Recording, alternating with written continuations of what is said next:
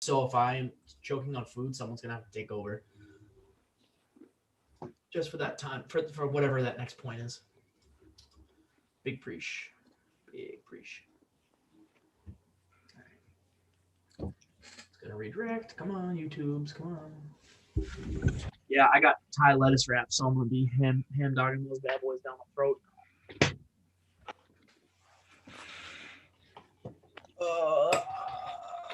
Fully expect James to be in the comments, by the way. I don't think he's comments, so. Sorry. Big three. All right. Hello, YouTubes. No one's going to say hi to YouTubes? Hello, YouTubes. YouTubes of you. Welcome, welcome, welcome. All right. Let me just get this back up on here. All right.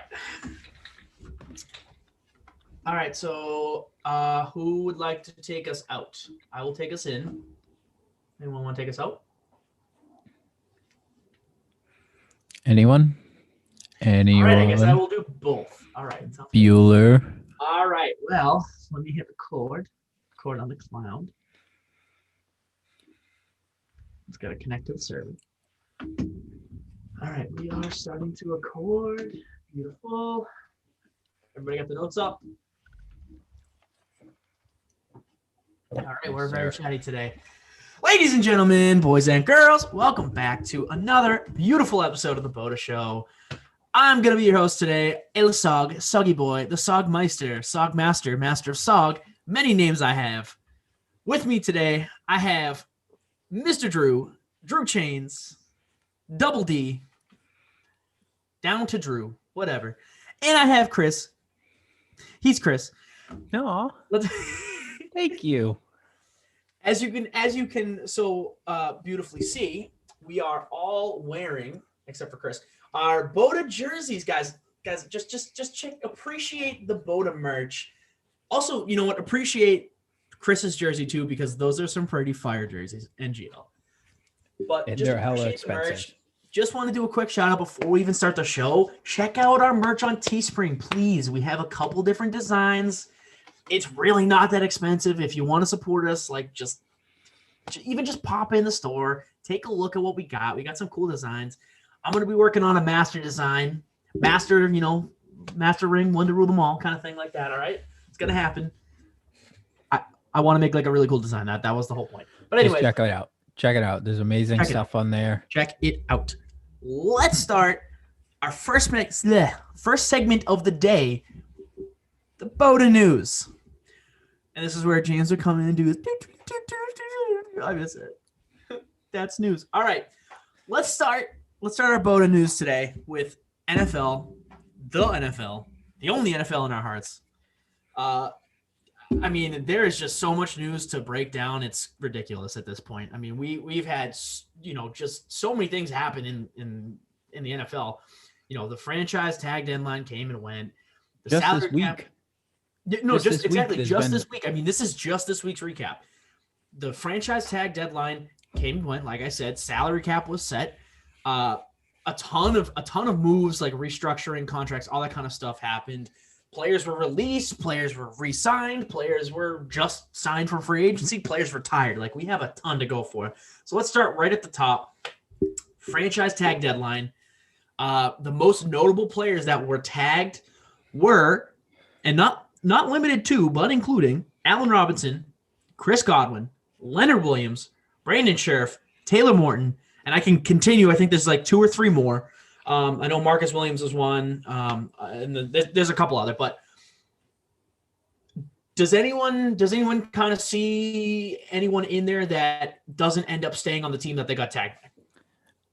Allen Robinson. Yeah, I kind of, that was kind of a softball, like meatball right down the middle. Yeah, I saw Drew jumping for it. I had to jump in. Yeah. Well, go ahead, talk about it. Why do you think that? He's very vocal about his disapproval with the team. He's been wanting out for 2 years now, I believe. I mean, it's more than that, but vocal about it. And he literally came out and just said, yeah, I'm not going to sign that franchise tag. So, and that's the thing, though. He actually did, in fact, franchise He signed it. Did he? Has been franchise tagged. He has been See, the thing about a franchise tag is you don't have to sign it. You're still tagged. You have to sign a contract still, so they still have to. No, you don't. No, if you're franchise tagged, you play under the team's franchise tag. They can say, "We tagged you. We're gonna pay. We have to pay you this. We're willing to pay you what the franchise tag says we pay you." But the whole point about a franchise tag is that every time you do it, the price goes up. So I know I was looking at. Obviously with Dak getting that new contract, which is going to come later, but with his, if he was franchise tagged again, they would have had to most likely pay him more than what he would have made. I guess AAV really, but he got more money in the long run. Well, it's just because, every year the average salary of the top 15 players at any given position goes up. Goes up every year. Well, no, exactly, but that's what I'm saying. Yeah, I mean, that's why the salary cap goes up every time you use it. But right, exactly. But the thing about the franchise tag that players don't like is it's only a 1-year deal, and you know how much money you're gonna get. That's the thing. Like, there's no room for incentives. There's no room for anything. This is what you get. That's it. Well, here I'm on Bleacher Report right now, and it says Robinson is under no obligation to join the Bears until he signs the tag. Yeah, but what I'm saying is he was tagged. Therefore, yeah. I mean, we understand that he was tagged, but he can sit out all the offseason training programs, OTAs. He can sit out everything to the point where he gets fined where they release him. He can, but I mean, like, I don't see that happening. I don't see that happening. Like, it's not like a situation where it's Deshaun Watson. That is 130% a different situation. Allen Robinson has played with honestly terrible quarterbacks his entire career. And yeah, I get it. He's pissed. He doesn't want to play. That's fine. But at the end of the day, I think he's going to play. I think he's going to sign the franchise tag. And I don't think he's going to end up staying with the Bears. I'm sure they'll trade him if he's that disgruntled. But yeah, no, it's not a situation like Deshaun Watson where Deshaun Watson will not play for the Texans ever again. No matter how many moves they get, no matter if they sign, traded for, obviously we're going to get to this, but Marcus Cannon, they sign, oh crap, who did they get? Mark Ingram. They signed Mark Ingram, another running back. That's still not something that he needs. Like, he's already expressed that he's done. Allen Robinson is different. I still think he'll play. I think that he's willing to play until he gets the opportunity to get moved. Is the difference there, I think. I disagree with that, though. I mean, we'll have to wait and see, but exactly. We'll have to wait and see, but he's been vocal about how he's already asked for a trade. He does not want to play for that team. He has zero plans, quote unquote, to sign that franchise tag and play again this season for the Bears. But you also have to think about it like this. He was about to be a free agent, Chris, and this is the only way that they can get something out of Allen Robinson and not let him walk. So you also have to think about it like that too. You know what I mean? Like these other franchise tag players are players that the teams really want to keep. I really don't think Allen Robinson or the Bears are looking to stay mutual. So I think that it's only a matter of time before he gets traded. But I think push comes to shove, he plays. I think if he doesn't get traded before the season, he at least plays. But again, like I said, we'll see what that. We'll have to wait and see. Yeah. We just have to wait and see. But a ton of notable players do get franchise tagged. A couple of high-profile offensive linemen as well. Obviously, Brandon Sheriff and Taylor Morton, we had already said. And then obviously with like the likes of Marcus Cannon getting traded, and Trent Brown coming back to the Patriots. I think was this week or the previous week? I forget. It was within the last 2 weeks, but a lot of high-profile offensive linemen have been shifting. Obviously, more things to come when we talk about cuts. Big name offensive linemen getting cut as well. So, but the salary cap has been finally set. It was set Wednesday, I believe. $182.5 million, which is I think like $14 million less than last year. I know last year was like 195 or 6, I believe. I didn't write this down. That's my fault. But So, I mean, a lot of these moves, restructuring, all that kind of stuff is coming due to the fact that teams knew it was going to be less than last year. I'm sure they had a ballpark, but they probably didn't know the exact amount. But yeah, a ton of moves have been made to free up cap space. I mean, just look at the flurry of moves like teams like the Saints who are in cap space hell. Obviously, I think they're going to be a lot better off now that Drew Brees' contract is off the books. So, which we'll talk about in a little bit. Again, we'll talk. Yeah, but also Zach, not to cut you off. 2020 NFL's salary cap was 198.2 million in 2020. So it went down. It went down more than I thought. Yeah, it went down about 16 million. This is lower than 2019 too. What is? This year's salary cap. Well, I mean, we expected that because of the pandemic. Yeah. I mean, that it's a plausible thing. So, and that's the thing too, is that all these teams are restructuring deals in the fact that like they're putting a lot more money up front. I'm sorry. No, I'm sorry. I'm so sorry.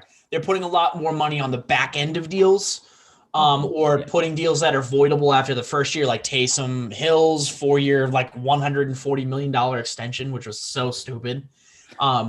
Brady, Mahomes, Christian McCaffrey, like a ton of stars are restructuring deals because they know that they physically can't stay with teams, or their teams can't do anything, if the salary cap has gone down, at least $16 million. I mean, that is that's no joke. Like $16 million a year. That's a Matt Milano. That's an Aaron Jones, So we are seeing a lot of signing bonuses too, like high end. Well, that's the thing bonuses. Is that doesn't count towards the cap. Yep, so that's exactly why they're doing that. Plus a lot of incentive lead contracts, which again saves you that cap room. So you set a low incentive, these players easily hit it. Not easily, but they put in their work and they still earn what they want without affecting that cap space. Right, but also the restructuring also helps for further years too. Only because if God forbid next year the cap goes back up to almost $200 million, you can re-sign a guy like, I don't know, Eric Fisher, who just got cut by the Chiefs. So, with that being said, there were a ton of players that were, salary cap casualties, and not like, it's like Adrian Claiborne or whatever. Yeah, I mean, like, whatever, he's okay. But like John Brown was cut by the Bills. Eric Fisher, I mean, that's a big name offensive lineman, and he was a first overall pick in 2013. Now, is he still the same? Is he still worth the same as he was before? God, no. I mean, that just happens with time. But he was with the Chiefs for his entire career up to this point. Still a really good offensive lineman. Janoris Jenkins, Malcolm Butler, LaMarcus Joyner, Casey Hayward. I mean, those are big names. Those are names that, if you're a standard NFL fan, you probably know those names, especially Casey Hayward. I mean, not for nothing, Casey Hayward was probably the best cornerback in the league 5 years ago. So I don't know about that. Maybe a little bit longer, but I don't know if Casey Hayward was ever one of the best. I would like to argue he was probably one of the top 5 cornerbacks for a good 3 years. But then he had a lot of injury problems. And I don't know if he was top 5 for that long. All right. Whatever. That's besides the point. But I mean, you can at least agree you can at least agree that Casey Hayward's a name that, like, pretty much most people would know, right? I guess, yeah. Well, I mean, if you really want to go for it, but I mean, there have just been so many different things going on with almost every player. The restructuring, the cuts, and obviously we're going to get to either signings or re-signings, which most of these are re-signs. But we did have multiple players retire this weekend, and not just like standard run-of-the-mill players. I'm talking like generational players retired. We'll start off with the Panthers. They had Greg Olsen and Thomas Davis. Well, Greg Olsen retired. But him and Thomas Davis both signed a one-day contract with the Panthers, effectively retiring as Panthers. And that's it. Greg Olsen, please, we love you. Please stay retired. you're not doing the same things anymore, my man. It's time to go back to broadcasting. Yeah, go back to broadcasting. I liked him as a broadcaster. I thought he was fine. Yeah, I had no issues with him. Yeah. Obviously, the big one that happened today out of nowhere, Drew Brees, man. Drew Brees, done. Hanging him up. I mean, obviously, we can go on and on about what Drew Brees has done for the game of football, what he's done for, the city of New Orleans, the team itself. But I want to leave anyone that knows Drew Brees or cares about Drew Brees with this is that he's a good player. He's a good fucking football player. And I'm talking about top 3 quarterbacks of all time. Mm-hmm. What he's done for the game of football is beyond anything that I think anyone would have thought when he signed with the Saints in 2006? Yeah. I don't know. Look it up. But I think it's crazy how one player, one signing can do for either, not just the league, but like an entire franchise. I mean, he won them a Super Bowl. That's fine. It's great. 15 years ago today. So that would be 06. I mean, he leads the league history in passing yards, and I'm pretty sure he also leads in the league passing touchdowns in regular season as well. So, I mean.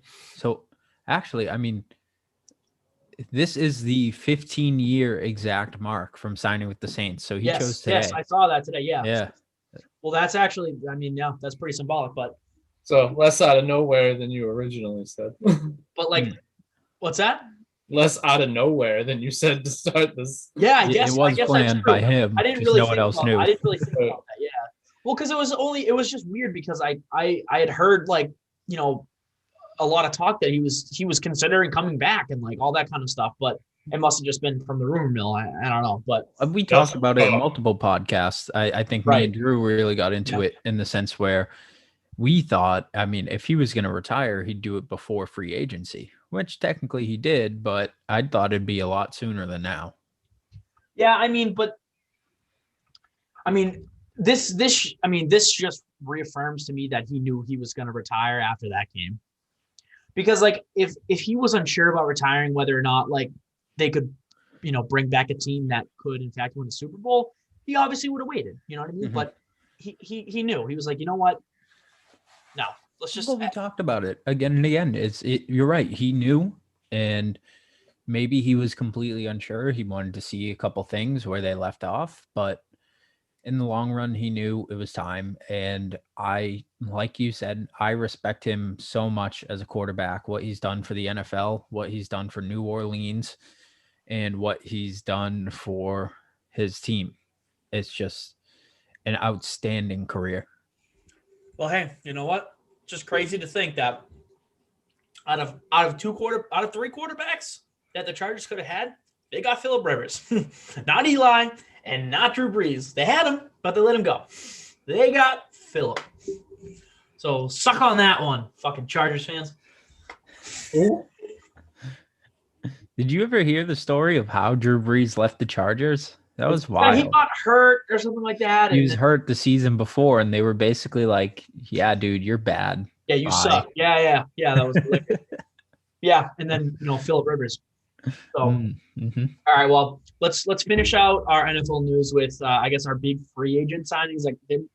Obviously the 3 that I have down are all re-signs, but signings nonetheless. Cam Newton, 1 year, $13.5 million. Fucking kill me.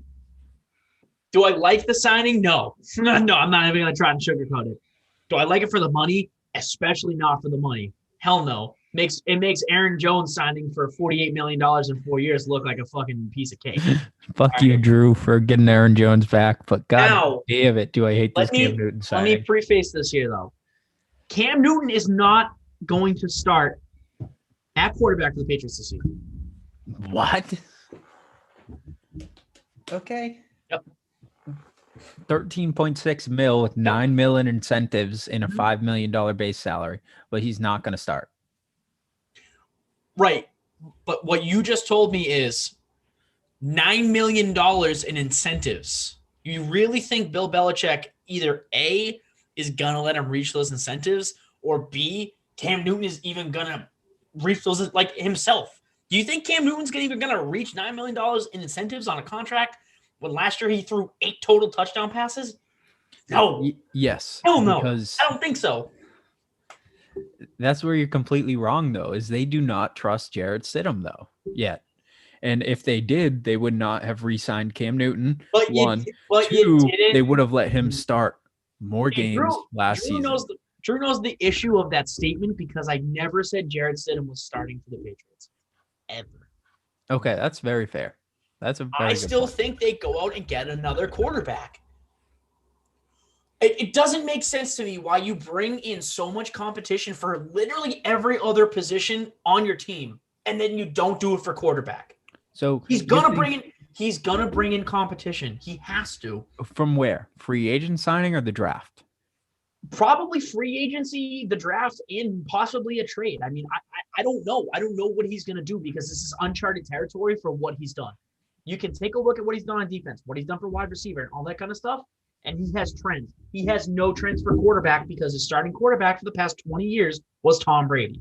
He has no trends in quarterbacking. So you don't know what he's going to do. We'll talk about this on garbage time, but I can promise you there's no way it's off the draft because he has a draft pick sitting as his backup quarterback right now, who they didn't even let. I mean, they let him out on the field, but they could have easily picked him up to be your starter, and they just did not. So they also had 2 draft picks that sat behind Tom Brady. Both of them went undefeated as draft picks, and then he traded them both. Mm-hmm. Right. So he clearly can pick quarterbacks that know how to win. If Jimmy Garoppolo didn't get hurt, I mean, let's not forget, he was in a Super Bowl 2 years ago. You can't put that on him, though. He didn't have a great season to get there. He had a pretty good season. He had a pretty decent season. So, and, not that Jacoby Brissett is anything special, but, he did have a pretty decent start with the Colts and then obviously got benched and he got hurt and then got benched and all that other stuff. But he played perfectly fine for the Patriots when they beat the Bills like 40-0. So that's my issue. Without Brady for 40. Is that they haven't let Stidham really get a crack at it like they let Garoppolo and Brissett. Right, but that's the thing is that they had to. They were forced into doing that. They weren't forced into doing that this season. That's why Belichick hasn't done it. Belichick clearly doesn't like Stidham. That's just plain and simple.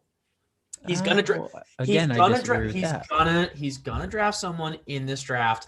He's not gonna draft them high. He never drafts quarterbacks high ever. There's never been a trend for that. So it's just not gonna happen. We'll see. Let me tell you why I think that. Okay. 2 seconds. We're going to move on to the NBA after that. Because you suck. He traded Marcus Cannon for a 4th, a 5th, and a 6th round pick just today. Not only that, the Patriots received, I think, 3 or 4 compensatory picks. He's going to pick a quarterback. With all those picks, why would you not pick a quarterback and go for it? You mean to tell me he's got like 13 picks and he's not going to at least pick one quarterback? That's asinine. When he has no good quarterbacks on his team, he's not going to pick a quarterback. But anyways, let's move on to the NBA. All right. I think the biggest story out of the NBA, obviously right now, is the Myers-Leonard story going on. I mean, that obviously came out of nowhere, but the dude was on Twitch. He was streaming, right? I believe he was doing some Twitch stream or whatever. He's been banned indefinitely from Twitch as well. He'll get back on. I'm sure he will. But again, something like this, stupid. I'm glad that Julian Edelman, reached out to him and did all that kind of stuff. But he suffered $50,000 in fines. He has a week suspension. He's going to, I believe, like sensitivity training and stuff like that. I don't know what word he used. Most likely starts with the D, but we're not going to get into that. I just think it's crazy that, it's 2021. Everything you do is basically being watched. So especially if you're streaming. Especially if you're on your own Twitch watched. stream. You're like, yeah, I could say that word. I'm sure that's great. Yeah, really stupid. Really stupid move on his part. I hope he learns from it. Like, whatever. Move on. In other news, Joel Embiid is out for at least 2 weeks. Doctors said it was some sort of sprain. I think in his like quad or something like that, but it wasn't anything serious, but he's going to be out for at least another 2 weeks, which gives the Nets a chance to catch up. They're only half a game behind. So, I mean, I would just assume at this point, it's the Nets, the Nets conference to lose, especially with MVP Embiid out. So, the bone bruise and knee for bone Embiid. bruise and knee. Okay. Well, so not anything serious, something that's going to heal on its own. But again, it's a big blow to the 76ers, who are, again, on top of their conference right now, but only by half a game.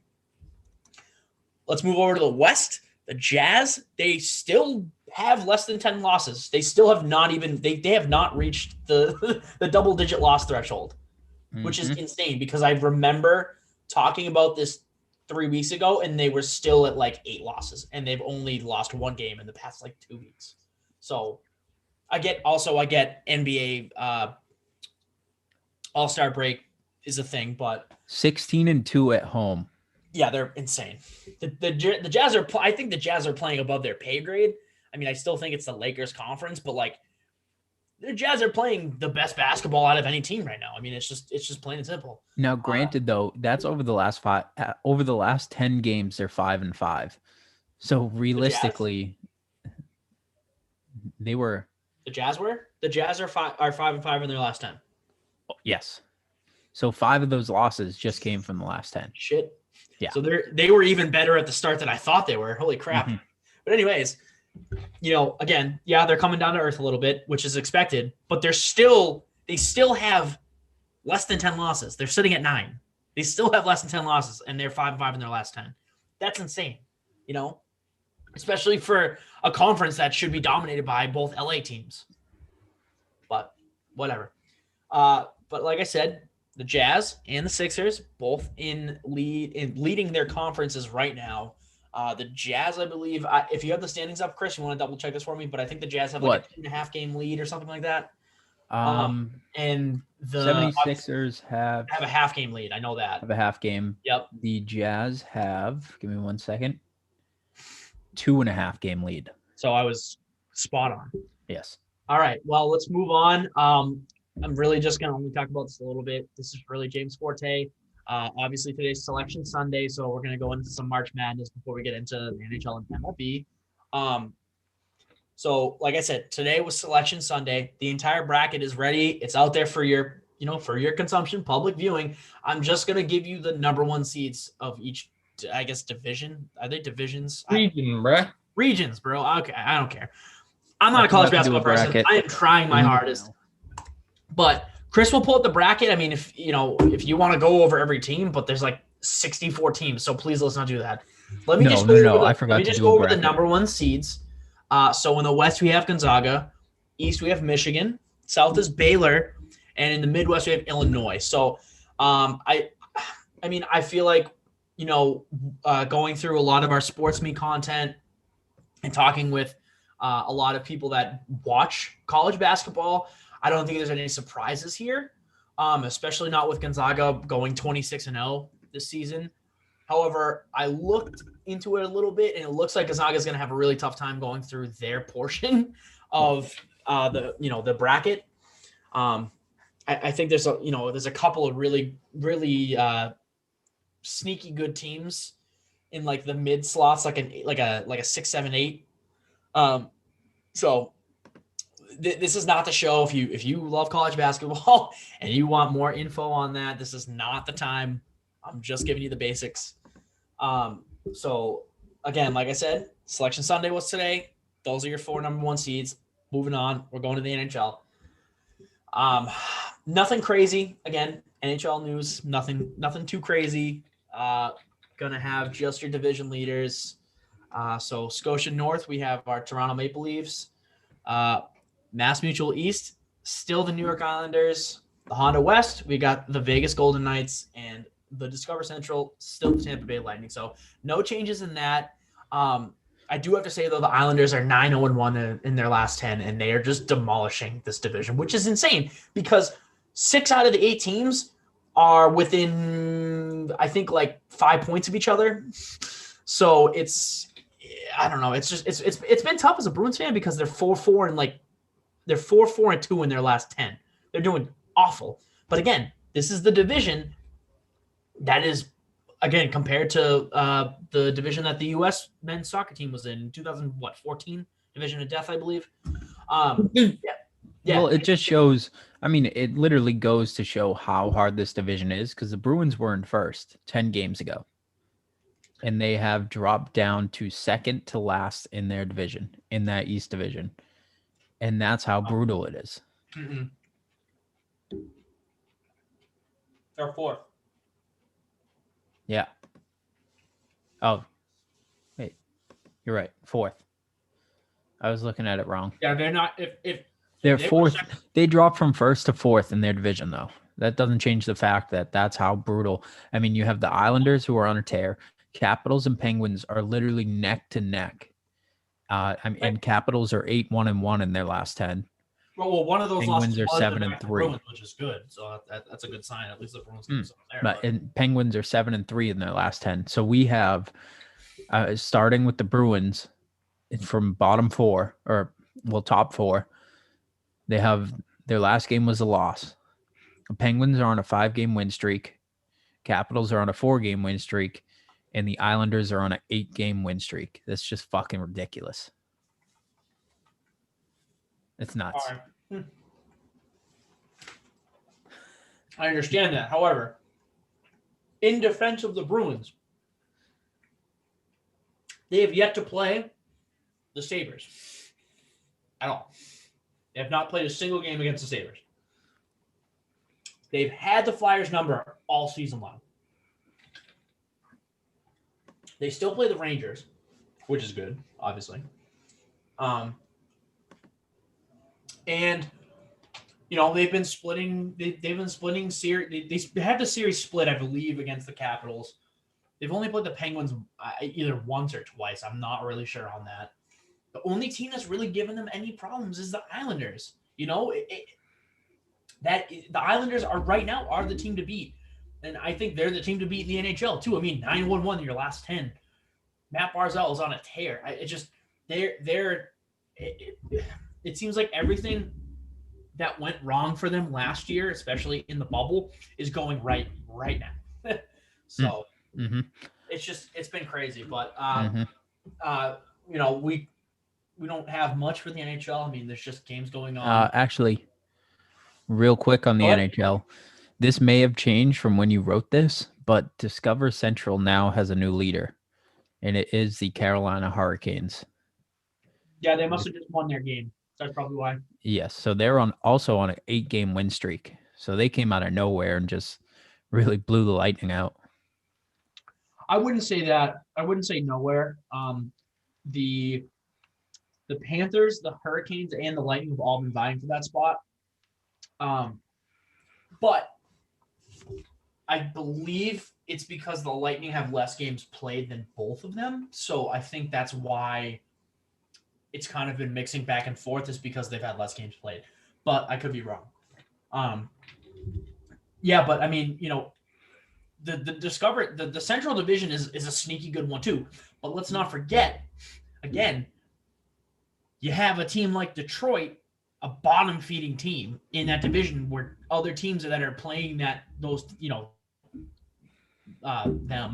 are just feasting on what a terrible team they are. So, I mean, again, these divisions are not really a good way, or the rankings right now are not really a good way of telling you which teams are the best. Or at least I don't think they are. Because to be quite honest with you, the North, the Maple Leafs are good, but they're not division winning good. Sorry, not happening. They're not. I mean, they barely made a number 3 team 3 years in a row when they were in the Atlantic, because you have teams like the Lightning and the Bruins. And I mean, even, who else was in that division? I mean, even a team like the Canadians, I mean, like they're sneaky good right now, but I think that's because they're in such a weak division because you have a team like Ottawa. In Vancouver has been terrible. So I mean, it just. Well, yeah, but isn't that the case even when the divisions are normal? I mean, the Atlantic Division had. No. The Atlantic Division had Detroit and Ottawa in it. Right, but you have to remember that they're only playing teams inside their division this year. Right. That's not the case in other years. Fair. So where the Bruins would play Detroit maybe 6 times and get, go 5-1, all those games get wiped because they don't play Detroit anymore. Instead, they have to play teams like the Capitals, the Islanders, the Penguins, the Rangers. So that it's just a significant increase of talent that they have to deal with. Meanwhile, Tampa Bay, instead of playing Boston and Toronto, has to play Carolina and the Panthers. Like, the Panthers are not that good. I'm sorry. They're just not that good. They're a good team. I think they've made steps in the right direction, but they're not that team. The Panthers, the Hurricanes, yes. I think the Hurricanes are there. But again, they're getting a boost from who's in their division. I mean, I'm sorry, but is Chicago really that good, Drew? No. They're really not that good. It doesn't make any sense to me. The divisions are what they are. They're playing each other 8 times a year. So, I mean, you're guaranteed to so many wins against, a Buffalo or a Detroit, But when you get matched up against both New York teams, Pittsburgh, Philly, the Capitals, it's just, there's a lot more weight behind it than if I'm looking at, Edmonton. Like, yeah, Edmonton was a decent team in the Central last year, but they're not this, they're not this good, But we'll move on. It looks like you guys have been writing some MLB stuff, so let's hop right into MLB. Either you guys go ahead and take it. So, okay. Our first bit of MLB news, I think we'll start with the fun bit of news, is that ridiculous 22-pitch walk that Mets infielder Luis Guillorme was able to walk in the spring training game against the Cardinals today. That man, I've never seen so many foul balls in my life, and I've never seen people cheer harder for foul balls. That was a wild experience to watch. Didn't throw ball 3 of that at bat until the 20th pitch. The at bat started 0-2 and lasted 22 pitches and ended in a walk. That's ridiculous. That's not one of the greatest at bats ever taken by anyone, ever.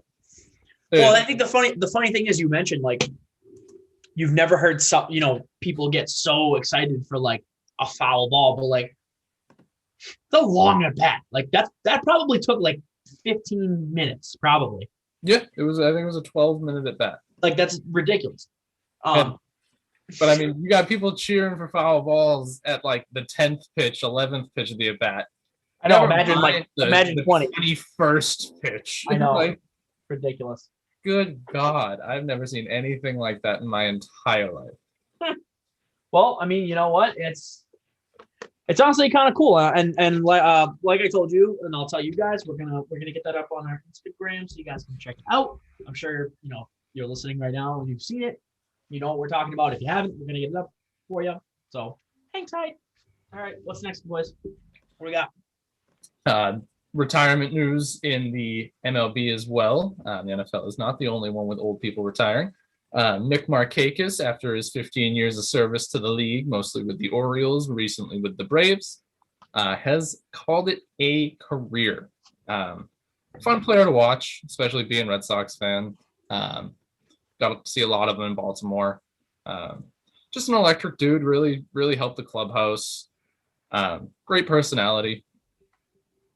It'll be sad to see him go. Was still playing some pretty decent baseball with the Braves, but definitely could tell he was tapering off towards the end of the career. Yeah. Yeah. Well, I mean, sometimes you have the luxury of knowing when you're about to hit the cliff and ride off in the sunset before you do. I mean, Peyton Manning didn't really have that luxury of winning a Super Bowl before he really tapered off. I mean, he was not good in his last season. Yeah, they still won the Super Bowl. Yeah, but was he the reason why they won that Super Bowl, Drew?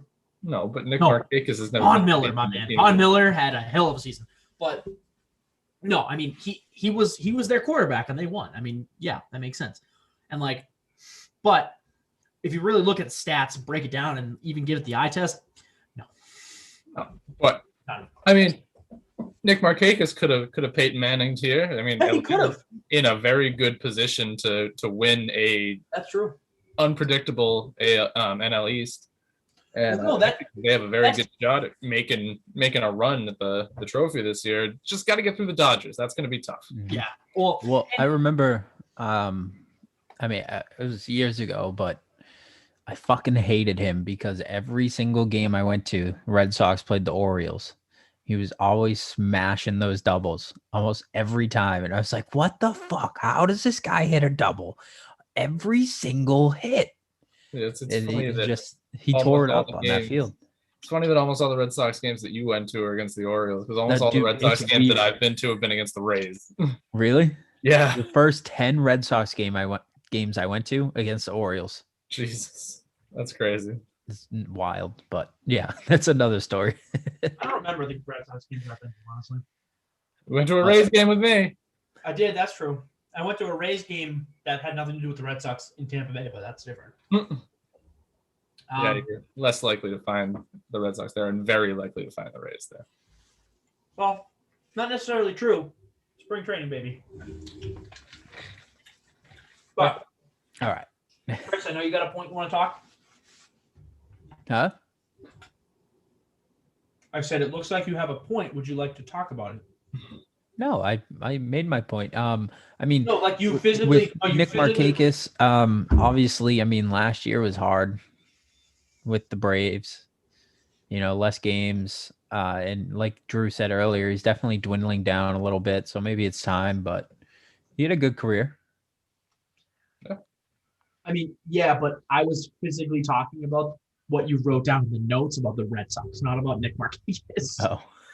Dude, I thought you were just. We talked enough about Nick. No, I was like, yeah, like I saw you have another point. Like, not like I could tell if you wanted to say something. Like, I saw you have another point for what we were just talking about. Yeah, no. The Red Sox, the young talent is looking very hot in spring training. 4 straight wins in spring training. More just seeing people out there and they look good, which is hard to come by for the Red Sox, especially in spring training. We had 2 home runs today, I believe, from Rafi Devers, which I'd still consider young talent, and Christian Arroyo, I believe, when they were against the Twins. I just had it.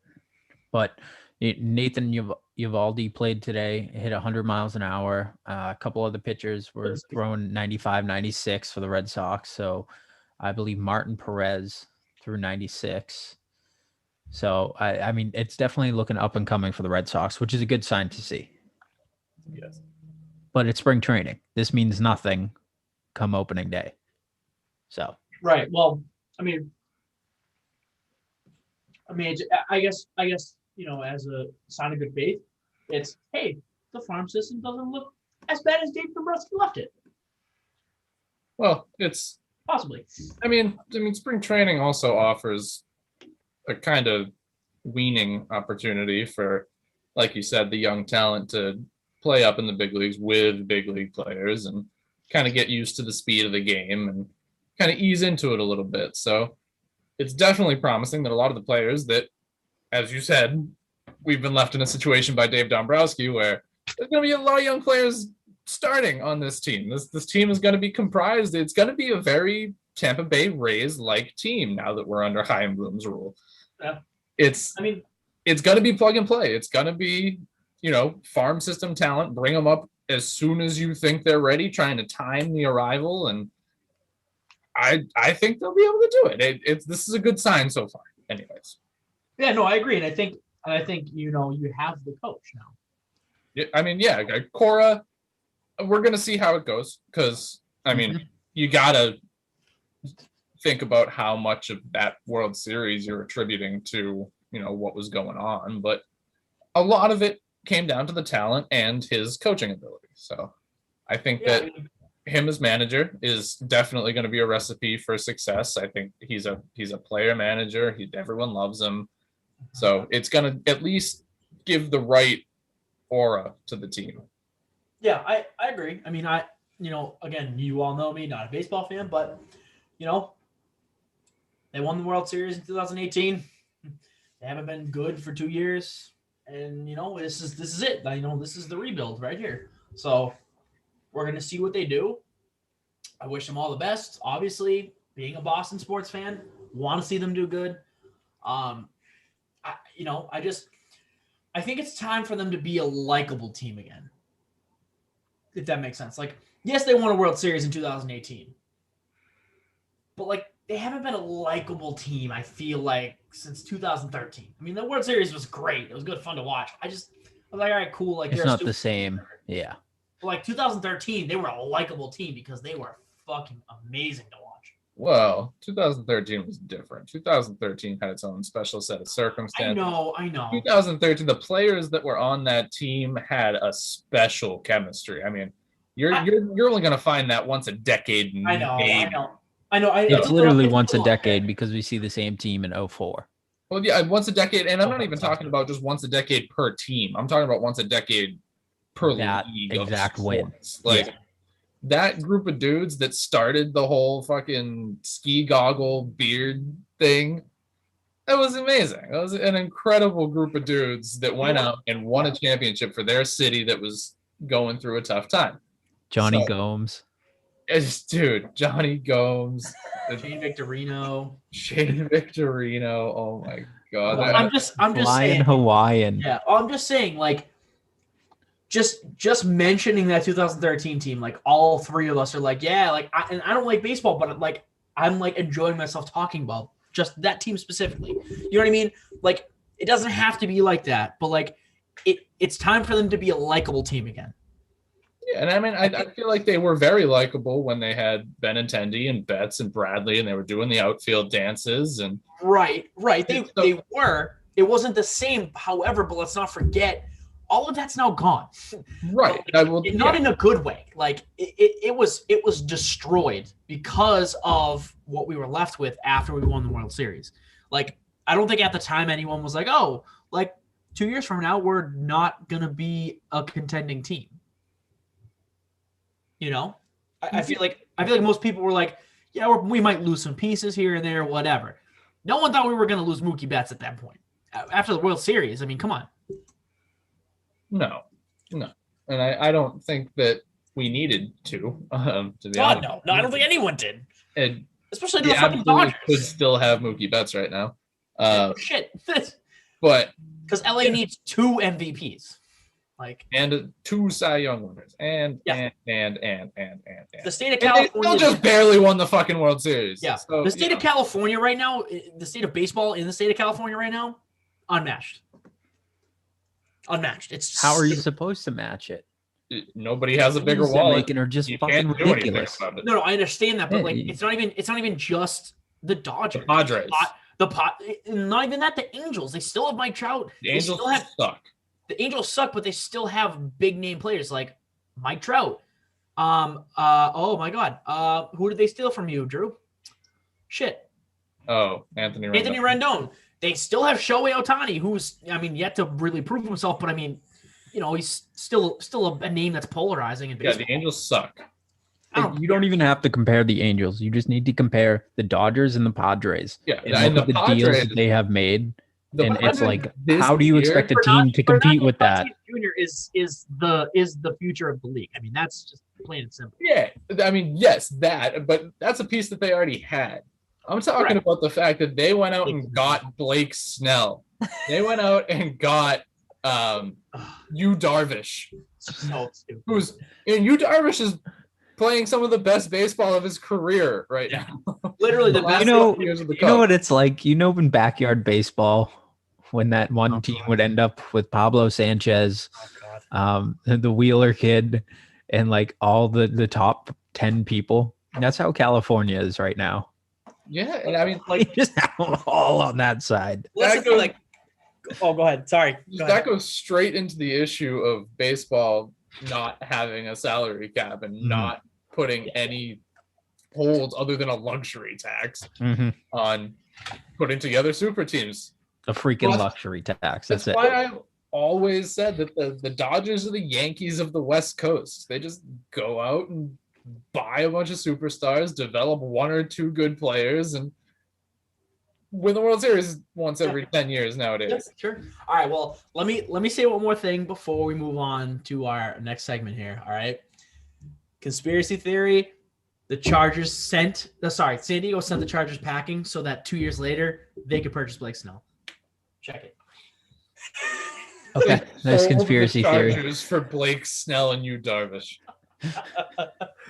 They're like, yeah, we want to be a baseball town, so get out of here. Build you a new stadium. We're planning on signing some free agents later. Yeah, like 3 years later. We actually want you to share a stadium with another team. Good luck with that. We're actually going to start charging you more money to play here. So. If you were San Diego, would you rather have Phillip Rivers or Yu Darvish and Blake Snell? I mean, it's just who would you have? Yeah, Phillip Rivers for that long after that move. So if you're San Diego, could have got through the Phillip Rivers era. Yeah, that's fair. All right, well, let's move forward. If you're living in San Diego, do you really care about sports? Thank you for tuning in to the BOTA News. Let's move on to our next segment. I don't know how to introduce this one again, so I'm just gonna go for it. I can already tell you're Chris, wrong. When's the last time you debated yourself there, buddy? Last week, but Matt, welcome to Master Debaters. Come on and debate with these masters. Pause. You gotta pause. Okay, cool. Well, I wrote this question down, so I will introduce it, and then I will let you two debate until the sun rises. Did you just want me to do the title? Chris, I just want you to master debate in front of me, baby. Matt Milano and Aaron Jones both signed 4-year deals around the same price point for it was like $44 million for Matt Milano, and I believe it was $48 million for Aaron Jones. So, we're looking around the same AAV. Which player would you rather have for their price point? What's wrong? Oh, I'm good. Oh shit! You scared the shit. I thought you were gonna die or something. Yeah. So which player is better for their price point? Would you rather have Matt Milano on that deal or Aaron Jones on that deal? Master debate away. Aaron Jones, no question. Oh, see, I'd say Matt Milano. And there's the debate. He did not have, compared to his 2019 stats, Matt Milano's 2020 stats were not amazing. Yeah, that's fine. I don't need his stats to be amazing. I need him to be Matt Milano. But again, you know what? That's why I wanted to bring this up with you, because I completely agree with your whole Aaron Jones thing, in the sense where I think that Green Bay had a lot of better options and they didn't have to re-sign him.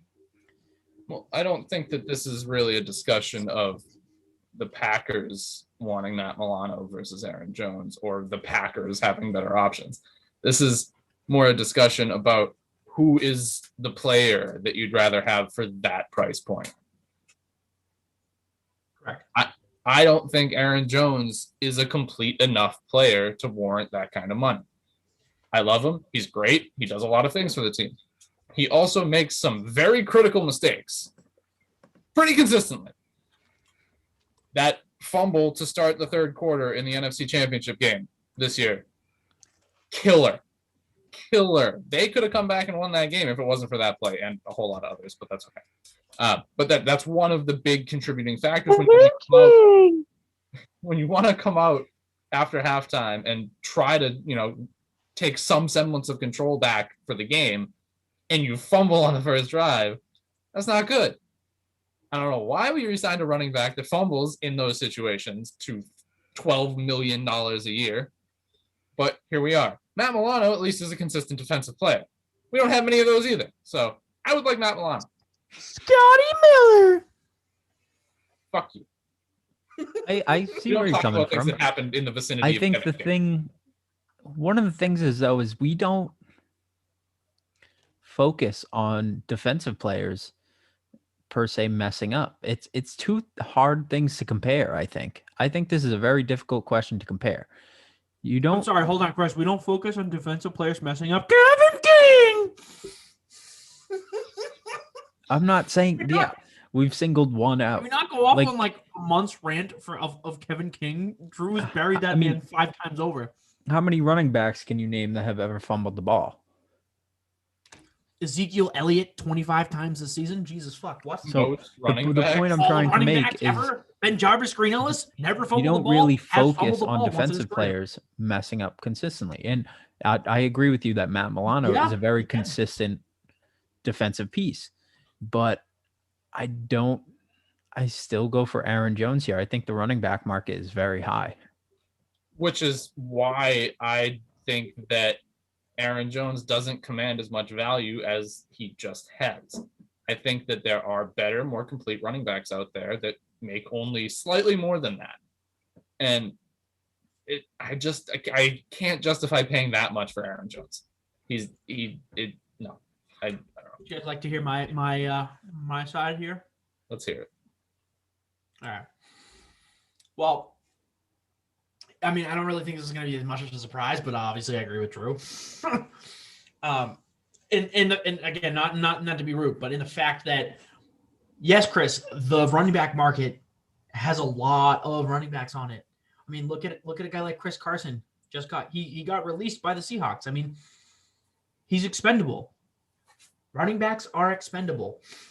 Generational talent running backs, maybe not. Okay, I'll give you a Derrick Henry. I'll give you a guy like Christian McCaffrey. Alvin Kamara. What's that? Christian McCaffrey.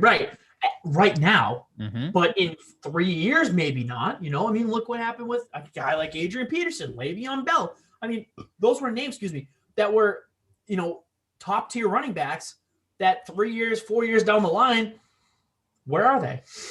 Well, Adrian Peterson continued to be very productive, even in his time in Washington, with the limited catches that he was getting. Yeah, that's fair. He was still good. And even in Detroit, he had some decent flashes. So, I mean, he's a special case anyway. He's a generational talent, like you were saying. Right.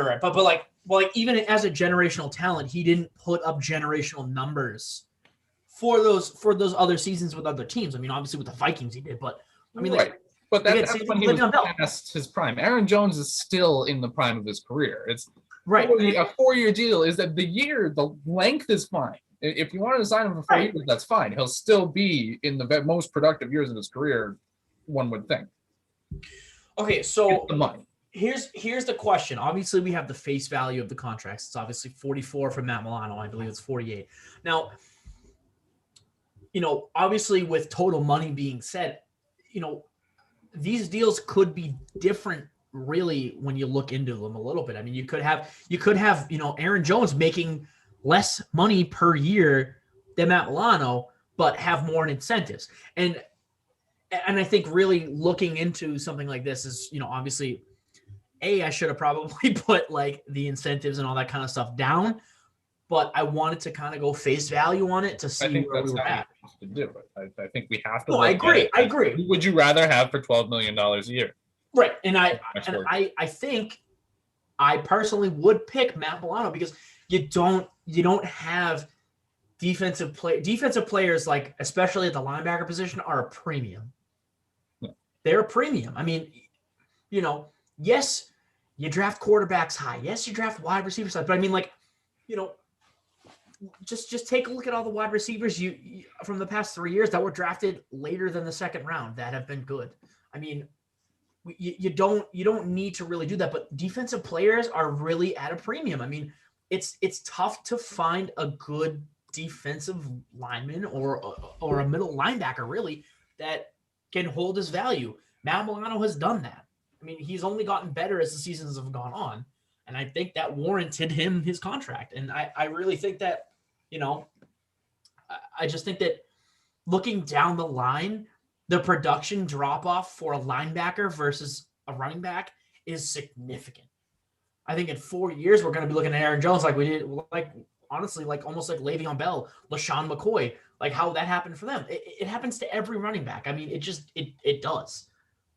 I mean, except for Frank Gore, but that's, Frank Gore. So, I mean, Aaron Jones will be fine. He's not he'll going be to be bad. fine, but He's not going to hinder the team, really. He's an okay piece to have there. Just not for that money, not when there are other options. Right. I understand. Matt Milano, I feel like, is more of a universal piece. He could be used in a lot of different offenses or defenses, and it'd still be consistent. Aaron Jones, when you ask him to do too much pass catching, starts dropping things. When you ask him to run the ball in important situations, we know what happens. Right. But right. But again, I agree with you, Drew. I think that, but like I said, I think that looking at the contracts themselves on face value, obviously the money for both of these guys. I mean, as a Patriots fan, paying $2 million for like Devin McCourty for 10 years. Obviously, I don't want to pay any.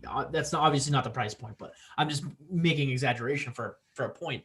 Like it really depends on where you come from as a fan.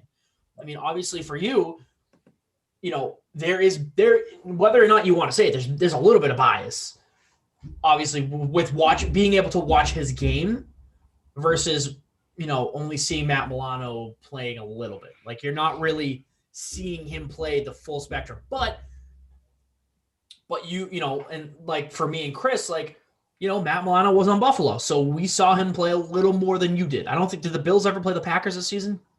This season, no. Yeah. So, I mean, it's not like you watched a Packers home game or a Packers away game and you saw him play an entire game. You get a little more, a little more insight on that. But to counter that as well, you also know how Aaron Jones is, and you would rather have a player that it's not Aaron Jones. Right. Well, yeah. I mean, you'd rather have a player on the defensive side of the ball that can really quarterback your defense, something that your team needed, Yeah. But again, someone to stop the run. Yeah, or also, make running backs fumble the ball at the beginning of the third quarter in the NFC Championship.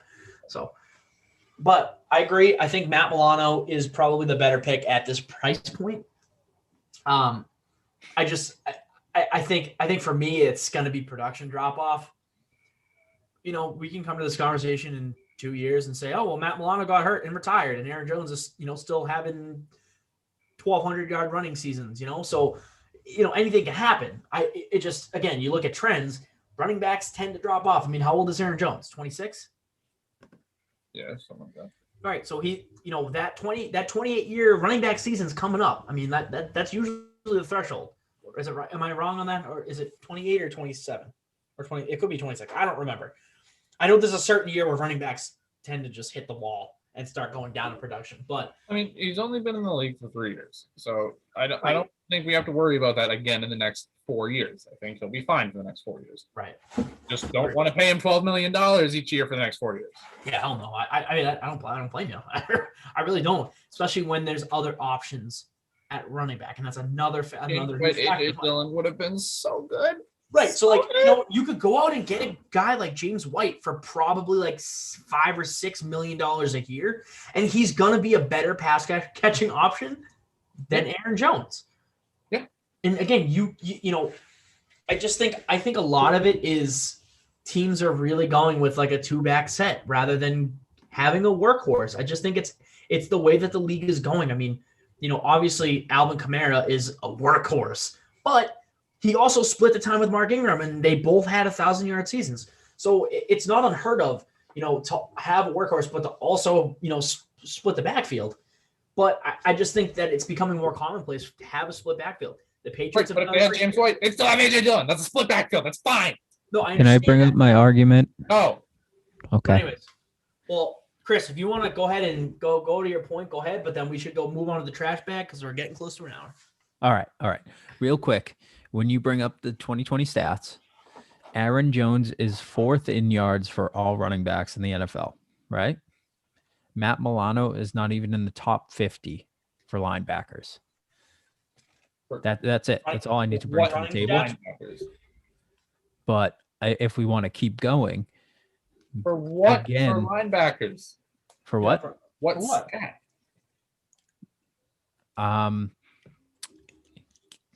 Solo tackles, interceptions, all of them. He's not even in the top 50. Hold on. Let me go back to that. IDP. But it brings up your solo tackles. It brings up interceptions, assists, sacks. So he is not even in the top 50 on lineups.com. Aaron Jones is ranked 4th for yards last season. My point is there are players that are in the top 50 for linebackers or for defense, like Malcolm Butler, Kyle Van Noy, players that have gotten cut and are now free agents, not even traded, cut. And if someone like in the general area with Aaron Jones, like David Montgomery, who's 5th, Jonathan Taylor, who's 3rd, Nick Chubb, Josh Jacobs, all those would get a lot more money and they'd have to be traded per se, or get a big amount chunk instead of being just cut from their team, like Kyle Van Noy or Malcolm Butler. Aaron Jones is more valuable because the running back is more valuable. Well, no, you're talking about guys that are getting cut because they're 29, 30, 31 years old and making way too much money. Aaron Jones isn't going to get cut because he's 25. See, I still disagree with that, though. If you're putting up top 50 points, if you're putting up, let's see, what do we have here? Malcolm Butler had 81 solo tackles. Matt Milano only had 45, 35. Like, it doesn't even come down to that because comparing two different positions, Chris, because the cornerback, first of all, yeah, you're right. I can't bring cornerback. You're right. So let's find a linebacker. Because cornerbacks usually don't have that many tackles, so that's insane. Huh? Let's go to. No, I'm not disagreeing with you. I'm saying, like, the fact that Malcolm Butler had 81 solo tackles and got cut still, which is bizarre. They should have restructured. I mean, he's a tackle machine, clearly. Don't forget that Matt Milano missed like 6 games last year. So. Also fair. I know that's a big thing I'm bringing into this because he had over 100 in 2019. Yeah. But exactly. I know. But if we're basing him off that, I still think that the running backs are just more powerful altogether than defensive players. Running backs are a dime a dozen. Linebackers are very hard to find. It's much easier to run a successful running back by committee, cobbled together running back room than it is to run with discount line. I mean, honestly, hell, even look at the Packers backfield last year. You had Aaron Jones, but if Aaron Jones wasn't producing, they put Jamal Williams in, and Jamal did just fine. Yeah. Even AJ Dillon. He's a product of the offensive line that's been put in front of him because the Packers, quite frankly, have a top 3 offensive line, if not the best offensive line and a Hall of Fame quarterback. I mean, yeah, but that's, you're going to tell me that Aaron Jones didn't benefit from the passing action and the switching of tempo. Yes, that I agree with. What I'm saying is, like, when he's got the ball in his hands, his downfield ability and all that kind of stuff is all him and the offensive line. You know what I mean?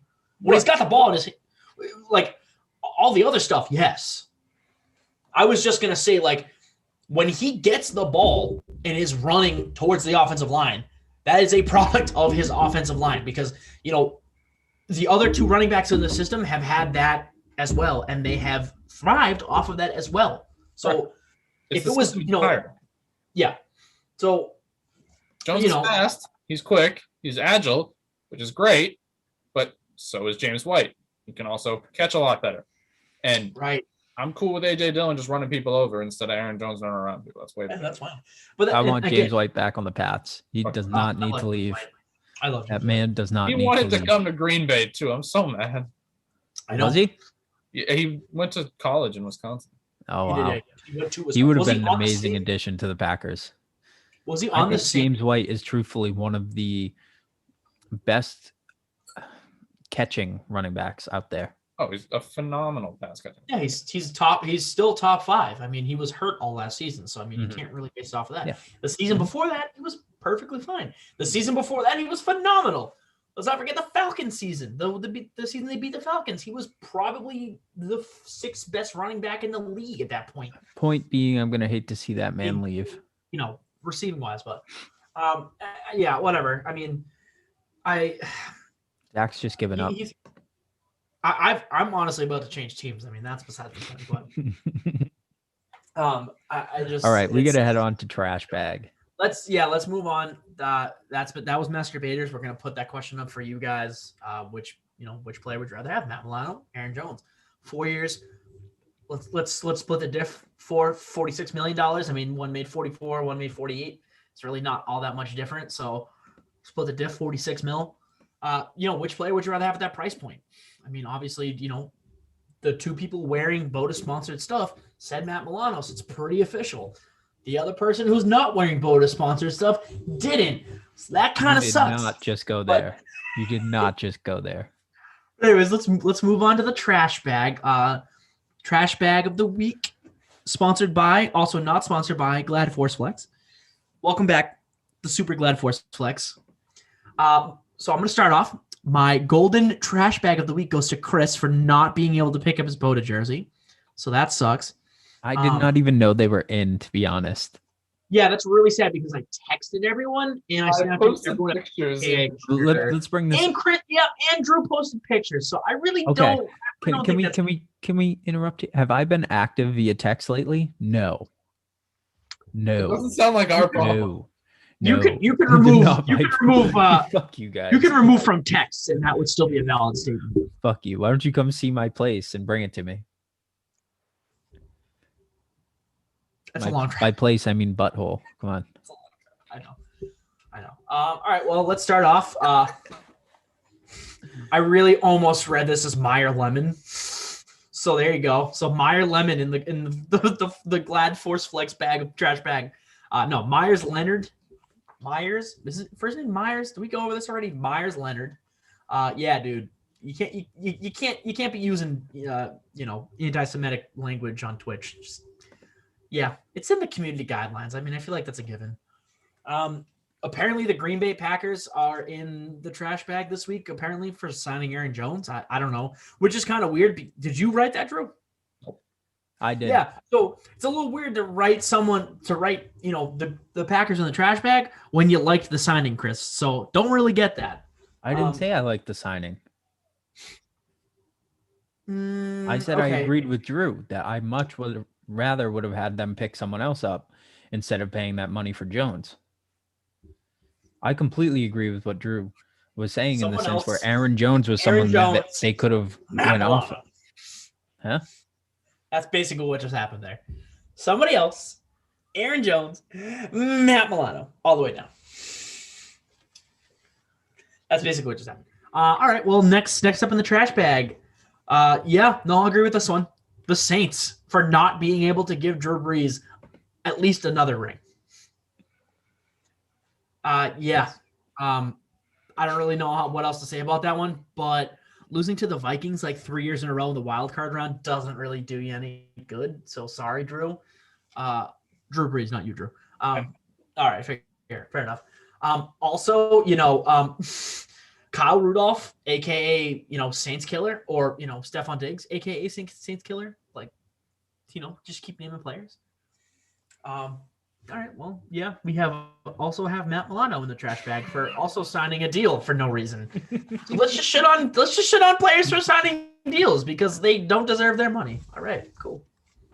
Matt Milano for being shit at his job, says the guy who can't make a tackle. Ooh, weird time to glitch out on. Milano has 100 at least in one season. Did you just say I can't make a tackle either? Is that what you said? I mean, yeah, if you want to read the tape. I have a picture of me tackling you in Patriot Place. Do I have to bring that up? You have a pic. I believed I tackled you straight to the ground. Yeah. I have a picture of it. Don't you worry. For all of you out there, Jesus, I can't speak today. Yeah, that's not true. He doesn't have that. There's no evidence. He's going to bring up the evidence.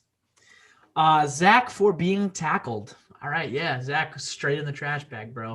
Whoever this Straight in Zach that person is, fucking trash whoever this bag. Zach person is, he fucking sucks because he got tackled. I don't know who he is. Dude, I mean, Zach would good old soggy boy will find out who the Zach person is. But Zach Wood anything else for the trash bag, guys? Oh no, let's really throw into the trash bag, dude. Fucking Rona, because it got our boy James. All right, let's put coronavirus in the fucking bag because James has Rona. We are all very sad. We are all praying for him in our own weird spiritual ways, I guess. I don't know. We just, it sucks. We want him to be better. Hopefully he can. We hope James stays safe and recovers nicely. That's 2 out of 4 of us that Rona's gotten. Yeah, but he's, the one above, well, I guess technically above me in my picture, but Drew recovered. So let's make it 2 for 2 on recovery, please. If not, that means no more free beer for me, which sucks. So. Yeah, that's right, James. That's all you are, bitch. Is free beer. That is all you are. That's all you are. Good for a fucking sit and spin and a fucking free beer. All right. Well, anything else from us, boys? You got anything else, Drew, Chris? Anything else? No. I'm trying to find a picture of me tackling you. All right. Well, if you can't find it in the next, 2 minutes while I sign us off, then it's going to be very unfortunate. Anyways, guys, thank you so much for tuning in to the BOTA Show. As always, we are the BOTA Boys, BOTA Sports. I'm Soggy Boy. I got Drew whipping his hair back and forth like Will Smith. Chris. I whip my hair back and forth. Chris has got the Mad Widow's Peak right now. Look at that shit. Holy crap. Look like Prince Harry. I look like I have a receding hairline because I do. At No, sorry, 26 Prince years Charles. old. Which is the one that's married to Kate? Anybody know? Kate Upton, Justin Verlander. Okay. Anyways, guys, you know where to find us. We are on Facebook, Instagram, Twitter, Spotify, Apple Podcasts, Google Podcasts. Also Spotify twice, because I don't know. I said Spotify twice. I felt like it. We are on Anchor. We are also on YouTube, guys. Please check out our YouTube channel. We have tons of content there. You can see our beautiful faces and our beautiful merch that we are currently wearing. And we will be wearing throughout all of our episodes. Chris. I love how the picture he brings up is just us posing like high school football players and not the actual picture of me supposedly being tackled. I don't think I have it, but Sam does. I'm gonna find this picture and I will post it on the socials. Well, I think it was Prince Edward, by the way. Edward and no, I don't think it is. I'll figure it out. My girlfriend's obsessed with the royal family, so I'll ask Tom. But anyways, like I said, thank you for tuning in. For Drew, for Chris, I am the Soggy Boy. We will see you bright and early, I believe, tomorrow morning, or sort of if we go live. 6 a.m. Garbage time. Get ready, boys and girls. I hope you're buckled up. It's the Patriots episode, so it's gonna be good. It's gonna be real interesting. But like I said, and also shout out to James for missing a podcast. You fucking slut. We miss you, baby. Feel better. We love you. Signing off. Adios, peeps. Stay yabo. Bye. Nah, I hate you. James, only James. James, stay beautiful, all right? Stay yabo. You stay soggy. Stay yabo. Soggies. All right. Okay. It's Prince William, bruh. Oh, god damn it. You just thought of that? All right, I looked it up. I'm too busy doing other things. I don't know. Is it because of the receding hairline? Well, Yeah. no. So tilt your head down. Yep. No, but like not in the camera because then we can see who you really are. That right there, that is the Prince William. Fuck you.